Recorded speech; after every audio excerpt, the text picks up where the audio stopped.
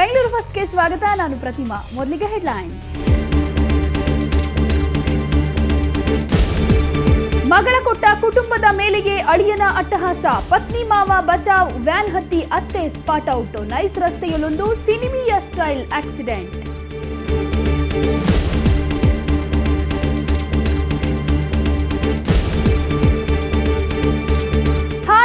ಬಾಡಿಗೆದಾರರಿಂದ ಮನೆ demolish. DJ ಹಳ್ಳಿಯಲ್ಲಿ ಬೀದಿಗೆ ಬಿದ್ದ ಓನರ್ಸ್. ಶಾಸಕನ ಸಹೋದರ ಸೇರಿ 6 ಮಂದಿ ಅರೆಸ್ಟ್.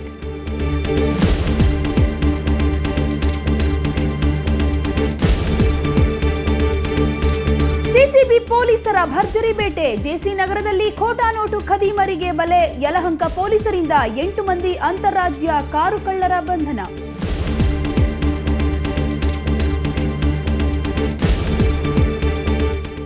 ಬಂಗಾರ ಈಗ ಮತ್ತಷ್ಟು ಭಾರ. 10 ಗ್ರಾಂ ಚಿನ್ನಕ್ಕೆ ಹೆಚ್ಚಳವಾಯಿತು 3,000. ಮಹಿಳೆಯರಿಗೆ ಶ್ರಾವಣಕ್ಕೂ ಮುನ್ನವೇ ಬೇಸರ.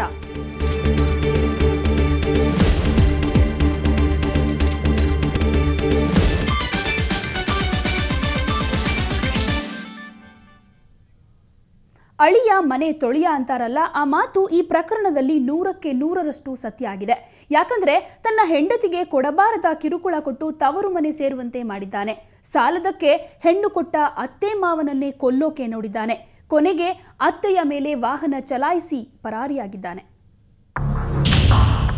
ಸಂಜೆ 6:30 ಸಮಯ. ನಿನ್ನೆ ನೈಸ್ ರಸ್ತೆಯಲ್ಲಿ ಭೀಕರ ರಸ್ತೆ ಅಪಘಾತವೊಂದು ನಡೆದು ಹೋಗಿದೆ.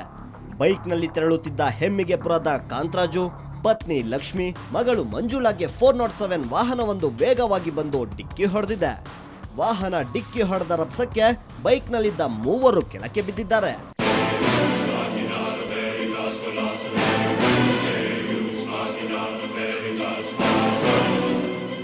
ನಂತರ ರಿವರ್ಸ್ ಗೇರ್ನಲ್ಲಿ ಬಂದ 407 ವಾಹನ 3 ಮೇಲೂ ಹತ್ತಿಸೋಕೆ ಮುಂದಾಗಿದೆ. ಆದ್ರೆ ಕಾಂತರಾಜು ಮತ್ತು ಪುತ್ರಿ ಮಂಜುಳಾ ರಸ್ತೆ ಪಕ್ಕ ಹೊರಳಿದ್ದಾರೆ. ಆದ್ರೆ ಪತ್ನಿ ಲಕ್ಷ್ಮಿ 407 ವಾಹನಕ್ಕೆ ಬಲಿಯಾಗಿ ಹೋಗಿದ್ದಾರೆ.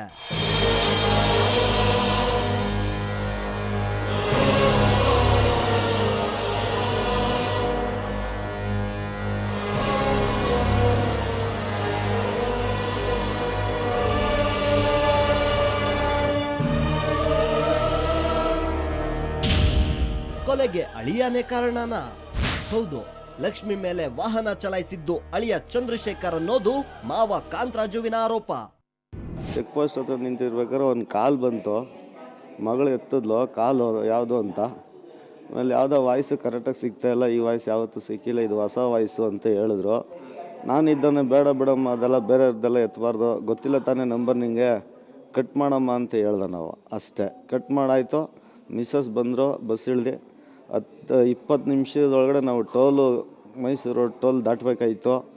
ಟೋಲ್ ದಾಟಿ ಅಪ್ಪಿದೆ. ಅಪ್ಪಲ್ಲಿ ಒಂದು 3 ಅಡಿಯಿಂದ 4 ಅಡಿ ಬರ್ಬೇಕಾರೆ ಮೇಲಿಂದ ಗಾಡಿ ಬರ್ತಾಯಿತ್ತು. ಅಷ್ಟಾಗಿ ಹೆಂಗ್ಸ್ರಿಗೆ ಮಗಳಿಗೆ ಹೇಳಿದೆ, ನೋಡಮ್ಮ ನಮ್ಮದೇ ಯಾವುದೋ ಗಾಡಿ ಬರ್ತಾಯಿದೆ, ನೋಡು ಅಂದೆ. ಅವ್ನು ನಿಲ್ಲಿಸ್ತಾನೆ ನಮ್ಮ ಹಿಂದೆ ಬಂದು ಅಂತ ಹೇಳಿದೆ. ಅವ್ನು ನಿಲ್ಲಿಸ್ಲಿಲ್ಲ. ಹೆವಿ ಫಾಸ್ಟ್ ಮಾಡಿಬಿಟ್ಟು ಅವನು ನಮ್ಮ ಆನಂದಣ್ಣನೂ ಈ ಕಡೆ ಕೈ ಇಟ್ಕೊಂಡು ಕೂತಿದ್ದ. ಅವರು ಮಾವ ಸೆಂಟ್ರಲ್ಲಿ ಒಬ್ಬರು ಲೇಡೀಸ್ ಇದ್ದರು. ಆಮೇಲೆ ಈ ಕಡೆ ನಮ್ಮ ಅಳಿಯ ಈ ಕೈ ಸ್ಟೇರಿಂಗ್ ಮೇಲೆ ಇರಲಿಲ್ಲ, ಈ ಕೈ ಡೋರ್ ಮೇಲಿತ್ತು. ಇದೇ ಸ್ಟೈಲಲ್ಲಿ ನೋಡಮ್ಮ ಗಾಡಿ ಬರ್ತಾಯಿದ್ದೆ, ನಮ್ಮದು ನಿಲ್ಲಿಸ್ತಾನೆ ನೋಡಮ್ಮ ಅಂತ ನಾನು ಹೇಳಿದೆ. ಹೇಳಿದ ತಕ್ಷಣ ಅವ್ನು ನಿಲ್ಲಿಸ್ಲಿಲ್ಲ. ಸುಮ್ಮನೆ ಟಚ್ ಮಾಡಿದ್ದವನ್ನೇ ಎಳ್ಕೊಂಡಿದ್ದೆ, ಹೋದ್ರೆ ನನ್ನ ಮಕ್ಕಳ ಅಂತ ಹೇಳ್ಬಿಟ್ಟು ಸೀದಾ ಹೊಟ್ಟೋಗ್ಬಿಟ್ಟ, ಫಾಸ್ಟಾಗಿ ಹೋಗ್ಬಿಟ್ಟ. ಇನ್ನು ಚಂದ್ರಶೇಖರ್ ಕಳೆದ 2.5 ವರ್ಷಗಳ ಹಿಂದೆ ಮಂಜುಳಾರನ್ನ ಮದುವೆಯಾಗಿದ್ದಂತೆ. ಮೊದಲ ಕೆಲ ತಿಂಗಳು ಚೆನ್ನಾಗೇ ಇದ್ದ ಚಂದ್ರಶೇಖರ್ ಬಳಿಕ ವರದಕ್ಷಿಣೆ ಕಿರುಕುಳ ನೀಡೋದಕ್ಕೆ ಶುರು ಮಾಡಿದ್ದ. ಸಾಲದಕ್ಕೆ ಮಾವ ಕೂಡ ಮಂಜುಳಾರನ್ನ ಕಾಮದ ದೃಷ್ಟಿಯಿಂದ ನೋಡೋಕೆ ಶುರು ಮಾಡಿದ್ನಂತೆ. ಇದೆಲ್ಲದರಿಂದ ಬೇಸತ್ತಿದ್ದ ಮಂಜುಳಾ ಇತ್ತೀಚೆಗೆ ತವರು ಮನೆಗೆ ಬಂದು ಸೇರಿಕೊಂಡಿದ್ಲು. ಅಲ್ಲದೆ ಈ ಸಂಬಂಧ ತಲಗಟ್ಪುರ ಠಾಣೆಯಲ್ಲಿ ಪತಿ ವಿರುದ್ಧ ವರದಕ್ಷಿಣೆ ಕಿರುಕುಳ ದೂರು ದಾಖಲಿಸಿದ್ಲು. ಇವತ್ತು ಸಾಯಂಕಾಲ ಸುಮಾರು 7 ಗಂಟೆಗೆ ಚಂದ್ರಶೇಖರ್ ಅನ್ನೋನು ತನ್ನ ಪತ್ನಿ ಮಂಜುಳಾ ಅನ್ನೋಳ ಮೇಲೆ ಶಂಕೆಯ ಆಧಾರದ ಮೇಲೆ ಅವಳು ಬರೋದನ್ನು ಮತ್ತು ಅವ್ರ ತಂದೆ ತಾಯಿ ಜೊತೆಗೆ ಅವಳು ಬರೋದನ್ನು ಫಾಲೋ ಮಾಡಿಕೊಂಡು ಈ ನೈಸ್ ರೋಡ್ ಮೇಲೆ ಬಂದು ಅವರನ್ನು ಕೊಲ್ಲೋ ಉದ್ದೇಶದಿಂದನೇ ತನ್ನ ಕ್ಯಾಂಟರ್ ಗಾಡಿಯಿಂದ ಹಿಂದುಗಡೆ ಅವರ 2 ವೀಲರ್ಗೆ ಗುದ್ದಿದ್ದಾನೆ. ಅದೃಷ್ಟವಶಾತ್ ಅವಳ ತಂದೆ ಮತ್ತು ಆ ಹೆಣ್ಮಗಳು ಮಂಜುಳಾ ಇಬ್ಬರು ಪಾರಾಗಿದ್ದಾರೆ. ಬಟ್ ಅವಳ ತಾಯಿ ಈ ಆಕ್ಸಿಡೆಂಟ್ನಲ್ಲಿ ದುರದೃಷ್ಟಕರವಾಗಿ ಸತ್ತು ಹೋಗಿದ್ದಾರೆ. ಇದಿಷ್ಟು ನಡೆದಿದೆ ಇವತ್ತು ಸಾಯಂಕಾಲ. ಚಂದ್ರಶೇಖರ್ ನಿನ್ನೆ ಸಂಜೆ ಮಂಜುಳಾರ ಚಿಕ್ಕಮ್ಮನ ಮೊಬೈಲ್ಗೆ ಕರೆ ಮಾಡಿದ್ದಾನೆ. ಮಂಜುಳಾರನ್ನ ಕೊಲೆ ಮಾಡೋ ಬೆದರಿಕೆಯನ್ನು ಹಾಕಿದ್ದ ಅನ್ನೋದು ಬಯಲಾಗಿದೆ. ಕೆಂಗೇರಿ ಠಾಣೆಯಲ್ಲಿ ಪ್ರಕರಣ ದಾಖಲಾಗಿದ್ದು ಪೊಲೀಸರು ಆರೋಪಿಗಾಗಿ ಬಲೆ ಬೀಸಿದ್ದಾರೆ. ಬೆಂಗಳೂರಿನಿಂದ ಕ್ಯಾಮರಾಮನ್ ಕಿರಣ್ ಜೊತೆ ನಾಗೇಂದ್ರ ಬಾಬು, ಸುವರ್ಣ ನ್ಯೂಸ್. ಡಿಜೆಹಳ್ಳಿಯಲ್ಲಿ ಹಾಡಹಗಲೇ 15ಕ್ಕೂ ಹೆಚ್ಚು ಕಿಡಿಗೇಡಿಗಳು ಮನೆಯೊಂದನ್ನ ಧ್ವಂಸಗೊಳಿಸಿದ್ದಾರೆ. ಕಳೆದೆರಡು ದಿನಗಳಿಂದ ಇಡೀ ಕುಟುಂಬ ಬೀದಿ ಪಾಲಾಗಿದ್ದು ಕಣ್ಣೀರಲ್ಲೇ ಕೈ ತೊಳಿತಾ ಇದೆ. ಪ್ರಕರಣ ಸಂಬಂಧ ಡಿಜೆಹಳ್ಳಿ ಪೊಲೀಸರು ಪುಲಿಕೇಶಿ ನಗರ ಶಾಸಕನ ಸಹೋದರ ಸೇರಿ 6 ಮಂದಿಯನ್ನ ಅರೆಸ್ಟ್ ಮಾಡಿದ್ದಾರೆ. ಚೆಲ್ಲಾಪಿಲ್ಲಿಯಾಗಿ ಬಿದ್ದಿರುವ ಇಟ್ಟಿಗೆಗಳು, ಅವಶೇಷಗಳ ಮಧ್ಯೆ ರೋಧಿಸುತ್ತಿರುವ ಕುಟುಂಬದ ಸದಸ್ಯರು.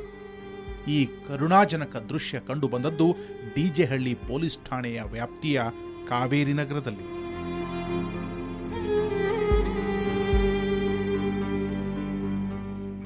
ಖಾಸಗಿ ಆಸ್ಪತ್ರೆಗಳಲ್ಲಿ ಕೆಲಸ ನಿರ್ವಹಿಸುತ್ತಿರುವ ಕುಮಾರಮಂಗಳಂ ಹಾಗೂ ಮಾಯಾ ದಂಪತಿ ಈಗ ಬೀದಿ ಪಾಲಾಗಿದ್ದಾರೆ. ಮೊನ್ನೆ ಸೋಮವಾರ 15ಕ್ಕೂ ಹೆಚ್ಚು ಕಿಡಿಗೇಡಿಗಳು ಹಾಡಹಗಲೇ ಮನೆಯನ್ನ ಕೆಡವಿ ಹಾಕಿದ್ದಾರೆ. ಪರಿಣಾಮ ಕುಟುಂಬದ ಸದಸ್ಯರು 2 ದಿನದಿಂದ ಬೀದಿ ಪಾಲಾಗಿದ್ದಾರೆ. ನಮ್ಮ ಮನೆ ಬರನೇ ಸರಿ ಇಲ್ಲ. ಇಲ್ಲಿ ಬಂದು ಹೋಗಿ ಅಷ್ಟೊತ್ತಿಗೆ ಎಷ್ಟೆಲ್ಲ ಆಗಿದೆ. ಸಂಡೇ ಡ್ಯೂಟಿಗೆ ಹೋಗಿದ್ದೆ, ಇವರು ಬಂದು ಏನೋ ಕಂಪ್ಲೇಂಟ್ ಮಾಡೋಕೆ ಹೋಗಿದ್ದಾರಂತೆ ಪೊಲೀಸ್ ಸ್ಟೇಷನ್ ಹತ್ರ. ಆವಾಗೆಲ್ಲೂ ನಮಗೆ ಏನು ಗೊತ್ತಿಲ್ಲ ಇದೇ ಥರ ಮಂಡೆ ಆಗುತ್ತೆ ಅಂತ ಒಂದು ನ್ಯೂಸ್ ಹಿಂದೆ ಏನೂ ಇಲ್ಲ. ಮಂಡೇ 11 ಗಂಟೆ ಈ ಮಗು ಸ್ಕೂಲ್ಗೆ ಹೋಗಿದೆ, ಇವರು ಆಚೆ ಹೋಗಿದ್ದಾರೆ ಆಫೀಸ್ ಹತ್ರ. ಅಷ್ಟೊತ್ತಿಗೆ ಫೋನ್ ಮಾಡಿದ್ದಾರೆ ನೇಬರ್, ಇದೇ ಥರ ಡಸ್ಟ್ ಮಾಡ್ತಾ ಇದ್ದಾರೆ, ನೆಲ ಎಲ್ಲ ಹೊಡೆದು ಎಲ್ಲ ಆಗಿದೆ, ನೀವು ಬೇಗ ಬಂದುಬಿಡಿ ಅಂತ ಹೇಳಿದರು. ಆ ತಕ್ಷಣವೇ ಬೈಕ್ ತಿರ್ಸ್ಕೊಂಡು ಬಂದಿದ್ದಾರೆ ಇವರು. ಅಷ್ಟಕ್ಕೂ ಈ ಮನೆ ಕುಮಾರಮಂಗಳಂ ತಂದೆಯ ಹೆಸರಿನಲ್ಲಿದೆ. ತಂದೆ ಸಾವಿನ ನಂತರ ಕುಮಾರಮಂಗಳಂ ಇದನ್ನ ಬಾಡಿಗೆಗೆ ಕೊಟ್ಟಿದ್ರು. ಆದರೆ ಬಾಡಿಗೆದಾರ ಈ ಮನೆ ತನ್ನದೇ ಅಂತ ಕೋರ್ಟ್ ಮೆಟ್ಟಿಲೇರಿದ್ದ. ಬಳಿಕ ಮನೆ ಬಿಡಿಸಿಕೊಂಡು ಕುಮಾರಮಂಗಳಂ 15 ವರ್ಷದಿಂದ ತಾವೇ ಆ ಮನೆಯಲ್ಲಿ ವಾಸವಿದ್ದರು. ನ್ಯಾಯಾಲಯದಲ್ಲಿ ವ್ಯಾಜ್ಯ ನಡೆಯುತ್ತಿರುವಾಗಲೇ ದುಷ್ಕರ್ಮಿಗಳು ಮನೆಯನ್ನ ಧ್ವಂಸ ಮಾಡಿದ್ದಾರೆ. ಸೊ ಬಂದು ನೋಡಿದರೆ ಅಷ್ಟರಲ್ಲಿ ಕಂಪ್ಲೀಟ್ ಅರ್ಧ ಗಂಟೆಯಲ್ಲಿ ಮನೆ ಎಲ್ಲ ರೇಸ್ ಆಗೋಗಿದೆ, ಕಂಪ್ಲೀಟ್ ಎಲ್ಲ ಡೆಮಾಲಿಷ್ ಆಗೋಗಿದೆ ಸರ್. ಮನೆ ಸಾಮಾನು ಎಲ್ಲನೂ ದೋಚ್ಕೊಂಡು ಹೋಗ್ಬಿಟ್ಟಿದ್ದಾರೆ. ಒಂದು ಪಿನ್ನು ಪೆನ್ನು ಸಹ ಏನೂ ಸಿಕ್ಕಿಲ್ಲ ನನಗೆ. ಈಗ ಎಲ್ಲ ನಡು ಬೀದಿಯಲ್ಲಿ ನಿಂತಿದ್ದೀವಿ, ಬೇರೆ ಇವಾಗ ಎಲ್ಲಿ ಹೋಗೋದು ಏನು ಮಾಡೋದು ಗೊತ್ತಿಲ್ಲ.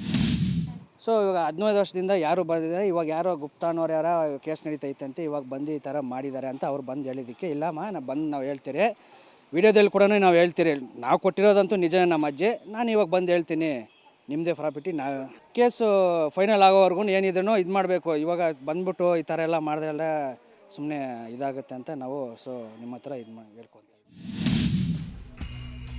ಹೀಗೆ ಹಾಡಹಗಲೇ ಮನೆಯನ್ನ ಧ್ವಂಸ ಮಾಡುವುದು ಕಾನೂನು ಬಾಹಿರ. ಆದರೆ ಇಲ್ಲಿನ ಪುಡಾರಿಗಳಿಗೆ ಕಾನೂನಿನ ಭಯವೂ ಇಲ್ವಾ? ಸದ್ಯ ಸೂರು ಕಳೆದುಕೊಂಡ ಕುಟುಂಬ ಈಗ ಎಲ್ಲಿಯೂ ಆಶ್ರಯವಿಲ್ಲದೆ ಪರದಾಡ್ತಿದ್ದಾರೆ. ಬೆಂಗಳೂರಿನಿಂದ ಕ್ಯಾಮರಾಮನ್ ಮಂಜು ಜೊತೆ ಮಸೂದ್ ದೊಡ್ಡೇಬಾಗಿಲು, ಸುವರ್ಣ ನ್ಯೂಸ್. ಬೆಂಗಳೂರು ಪೊಲೀಸರು ಇವತ್ತು ಭರ್ಜರಿ ಬೇಟೆಯಾಡಿದ್ದಾರೆ. ಖೋಟಾ ನೋಟು ಮಾರಾಟ ಮಾಡ್ತಿದ್ದ 2 ಖತರ್ನಾಕ್ ಆಸಾಮಿಗಳನ್ನು ಬಂಧಿಸಿ ಲಕ್ಷಾಂತರ ರೂಪಾಯಿ ಮೌಲ್ಯದ ಖೋಟಾ ನೋಟುಗಳನ್ನು ವಶಪಡಿಸಿಕೊಂಡಿದ್ದಾರೆ. ಮತ್ತೊಂದೆಡೆ ಯಲಹಂಕ ಪೊಲೀಸರು 6 ಮಂದಿ ಅಂತಾರಾಜ್ಯ ಕಾರು ಕಳ್ಳರನ್ನು ಬಂಧಿಸಿ 21 ಕಾರುಗಳನ್ನು ವಶಪಡಿಸಿಕೊಂಡಿದ್ದಾರೆ.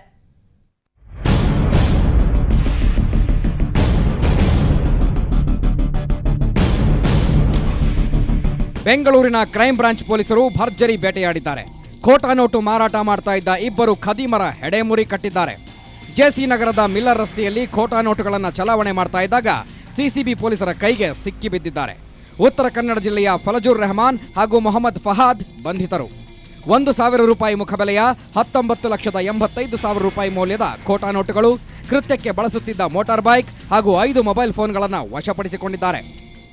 ಒಂದು ಖಚಿತವಾದ ಮಾಹಿತಿ ಆಧಾರದ ಮೇಲೆ ಒಂದು ಟ್ರ್ಯಾಪನ್ನು ಲೇ ಮಾಡಿ ಖೋಟಾ ನೋಟು ಚಲಾಯಿಸ್ತಕ್ಕಂಥ ಒಂದು 2 ಆರೋಪಿಗಳಿಗೆ ಬಂಧಿಸಿದ್ದಾರೆ. ಇವ್ರ ಕಡೆಯಿಂದ ಒಟ್ಟು 19,85,000 ರೂಪಾಯಿ ಮೌಲ್ಯದ 1,000 ನೋಟಿನ ಡಿನಾಮಿನೇಷನ್ ಕರೆನ್ಸಿ ನೋಟ್ಗಳನ್ನು ವಶಪಡಿಸಿಕೊಳ್ಳಲಾಗಿದೆ. ಮತ್ತು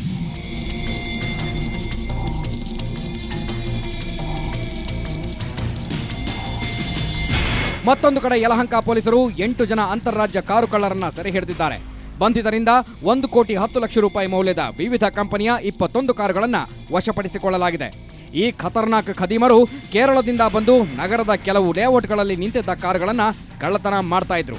ವ್ಯಾಕ್ಯೂಮ್ ಲಾಕ್, ಸ್ಕ್ರೂ ಡ್ರೈವರ್ ಹಾಗೂ ಆಕ್ಸೆಲ್ ಬ್ಲೇಡ್ಗಳನ್ನು ಬಳಸಿ ಕಾರಿನ ಸ್ಟೇರಿಂಗ್ ಲಾಕ್ ತೆಗೆದು ಕಳ್ಳತನ ಮಾಡ್ತಾ ಇದ್ರು. ಕದ್ದ ಕಾರಿನ ನಂಬರ್ ಪ್ಲೇಟ್, ಇಂಜಿನ್ ಅನ್ನು ಬದಲಾಯಿಸಿ ಬೇರೆ ರಾಜ್ಯಗಳಲ್ಲಿ ಬ್ರೋಕರ್ಗಳಿಗೆ ಮಾರಾಟ ಮಾಡ್ತಾ ಇದ್ರು. ಇಂತಹ ಕಾರುಗಳನ್ನು ಕಳ್ಳತನ ಮಾಡುವಂಥ ಪ್ರಕರಣಗಳಲ್ಲಿ ಸಿಗಾಕೊಂಡು ಈಗಾಗಲೇ ಜೈಲಲ್ಲಿ ಅನುಭವಿಸ್ಬಿಟ್ಟು ಹೊರಗಡೆ ಬಂದಿದ್ದಾರೆ. ಕೆಲವರು 10 ವರ್ಷ ಜೈಲಲ್ಲಿದ್ದವರು ಇದ್ದಾರೆ. ಇದರಲ್ಲಿ ಒಂದು 3 ಜನ ಇತ್ತೀಚೆಗೆ ಅಂದರೆ ಕೇರಳ ರಾಜ್ಯದ ಕಣ್ಣೂರು ಜೈಲಿನಿಂದ ಮಾರ್ಚ್ ತಿಂಗಳಲ್ಲಿ ರಿಲೀಸ್ ಆಗಿ ಬಂದಿದ್ದಾರೆ. ಮಾರ್ಚ್ ತಿಂಗಳಲ್ಲಿ ರಿಲೀಸ್ ಆಗಿ ಬಂದ ನಂತರನೇ 6-7 ಕಾರುಗಳನ್ನು ಕೂಡ ಈ ಒಂದು 3 ಜನ ಕಳ್ಳತನ ಮಾಡಿದ್ದಾರೆ. ಈ ಕಳ್ಳತನ ಮಾಡಿದಂಥ ಕಾರುಗಳನ್ನು ಇವರು ಆಂಧ್ರಕ್ಕೆ ಮತ್ತು ಹೆಚ್ಚಿನ ಕಾರುಗಳನ್ನು ತಮಿಳುನಾಡಿಗೆ ತೊಗೊಂಡೋಗ್ಬಿಟ್ಟು ಮಾರಾಟ ಮಾಡಿದ್ದಾರೆ. ಅಂದಹಾಗೆ ಈ ಖತರ್ನಾಕ್ ಗ್ಯಾಂಗ್ ಜೈಲಿಗೆ ಹೋಗ್ತಾ ಇರೋದು ಇದೇ ಮೊದಲೇನಲ್ಲ. ಈ ಹಿಂದೆಯೂ ಕಾರು ಕದ್ದ ಆರೋಪದ ಮೇಲೆ ಜೈಲಿಗೆ ಹೋಗಿ ಬಂದಿದ್ರು ಅನ್ನೋದು ತನಿಖೆಯಿಂದ ಗೊತ್ತಾಗಿದೆ.